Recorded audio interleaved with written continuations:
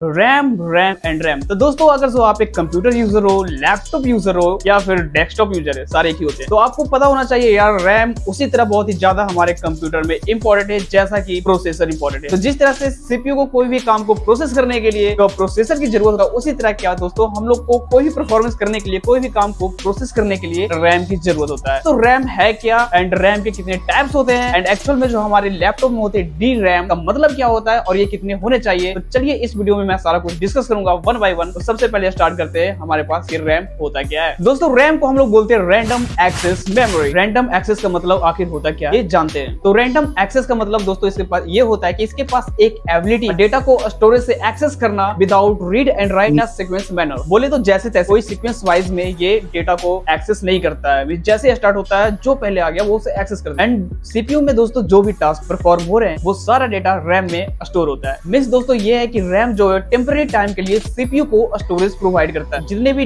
Data जो है RAM में स्टोर होते हैं, एक बार कंप्यूटर जब स्विच ऑफ हो जाए तो सारे डेटा वैनिश हो जाते हैं, सारे डेटा खत्म हो जाते हैं। इसलिए दोस्तों इसे कहा जाता है volatile in nature. Volatile in nature means जैसे ही कंप्यूटर हमारे बंद होते हैं सारे डेटा वैनिश हो जाते हैं, सारे डेटा खत्म हो जाते हैं। रैम को दोस्तों हम लोग कहते हैं प्राइमरी मेमोरी, बोले तो मेन मेमोरी, क्योंकि कोई भी काम करेंटली करने के लिए हमें रैम की जरूरत होता है, नहीं तो हमारा जो कंप्यूटर है वो वर्क नहीं करेगा। तो अब आगे बढ़ते हैं, अब चलते हैं types of RAM.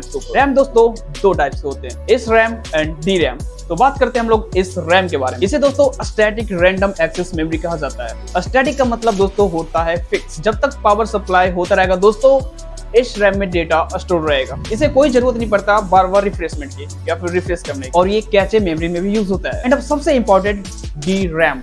D RAM, ये डी रैम होता क्या है? ये जाना जाता है डायनेमिक रैंडम एक्सेस मेमोरी के नाम से। दोस्तों यहाँ पे डायनेमिक का मतलब होता है capable of action and change. Means इस मेमोरी के पास कैपेबिलिटी है कोई भी एक्शन करने का एंड चेंज करने का। जो डी रैम है दोस्तों वो स्टोर करता है each bit data in separate capacitor with integrated circuit। अगर दोस्तों आप लोगों को समझ नहीं आ रहा तो इसे समझने का कोशिश ना करें, अगले आने वाले वीडियो में सारा कुछ समझ आ जाएगा। ये बिट क्या होता है, इंटीग्रेटेड सर्किट क्या होता है। तो डी रैम में दोस्तों डेटा मेंटेन करने के लिए कंटिन्यू रिफ्रेशमेंट की जरूरत होती है। दोस्तों डी रैम को थोड़ा सा इंप्रूव किया जाता है। अब दोस्तों इसमें भी आ जाते हैं एस डी रैम, जो की काफी ज्यादा इंपॉर्टेंट, जो की सिंक्रोनाइज करता है मेमोरी में हो रहे ऑपरेशन को विद सिस्टम क्लॉक। अब ये दोस्तों सिस्टम क्लॉक क्या है ये भी जानेंगे हम लोग नेक्स्ट वीडियो में, जब वीडियो बनाएंगे हम लोग क्लॉक के ऊपर।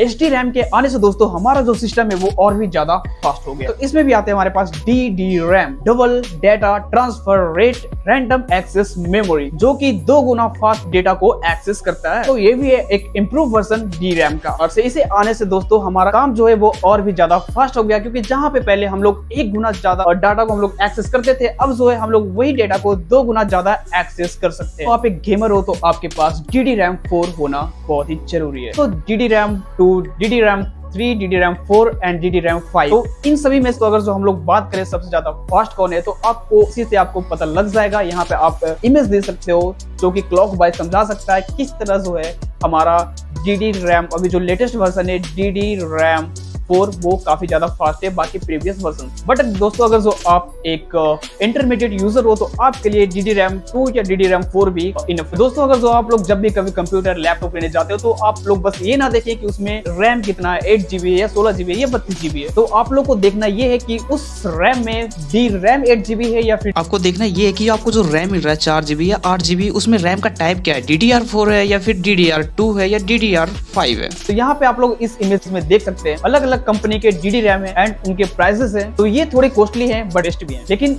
इन सभी चीजों में से आपको जो ख्याल रखना है वो ये है कि जो चीज आप लोग लेना चाह रहे हो वो आपके बजट के अंदर हो। तो दोस्तों उम्मीद करता हूँ ये वीडियो आप लोगों को बहुत ही पसंद आई होगी। अगर इसमें कुछ समझ नहीं आया तो आगे हम लोग बात करेंगे क्लॉक स्पीड, मेगाहर्ट्ज, गीगाहर्ट्ज, कैसे मेमोरी, शायद उसमें आप लोग को पूरा समझ में आ जाए। दोस्तों आप लोग हमारे सोशल मीडिया पे भी कनेक्ट कर सकते हैं। आप लोग के पास कोई भी प्रॉब्लम हो इससे रिलेटेड तो मैं आपको उस प्रॉब्लम को सॉल्व करने में पूरी हेल्प करूंगा। सोशल मीडिया के लिंक हमारे डिस्क्रिप्शन बॉक्स में दिए गए हैं। Thanks for watching till the end. दोस्तों अगर जो आप नए हो तो हमारे चैनल को करें सब्सक्राइब एंड हमारे साथ जुड़ जाए।